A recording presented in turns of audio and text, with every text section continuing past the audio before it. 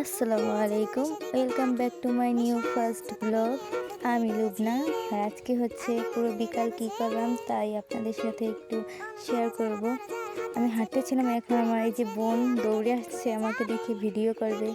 সে নাকি বাগানে যাবে একটু ভিডিও করতে।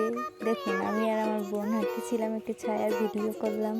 ওকে আমি ঘোরাতে ছিলাম, তারপর আবার একটু ঢং করে হাঁটতে হাঁটতে ও হাসতেছিল। এরপরে পুরো বাগানটা একটু ঘুরলাম। আমরা এখন নাচানাচি শুরু করে দিয়েছি। নাচা শেষ, এবারও কিছু ফুল দেখে ফুলের ভিতরে ঢুকতে দেখেন ও পড়েই গেছে লাস্ট পর্যন্ত। আমার হাসি ওইটা। এখন পোজ নিতেছে, সে বলছে আমাকে ভিডিও করে দাও।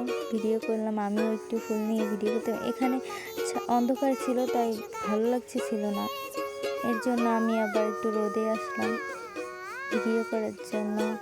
ফুলগুলো অনেক সুন্দর ছিল, ও একা একাই ঢং করতেছিল সামনে যা ফুলের মাঝ বরাবর। আমি আবার একটু ভিডিও করে দিলাম।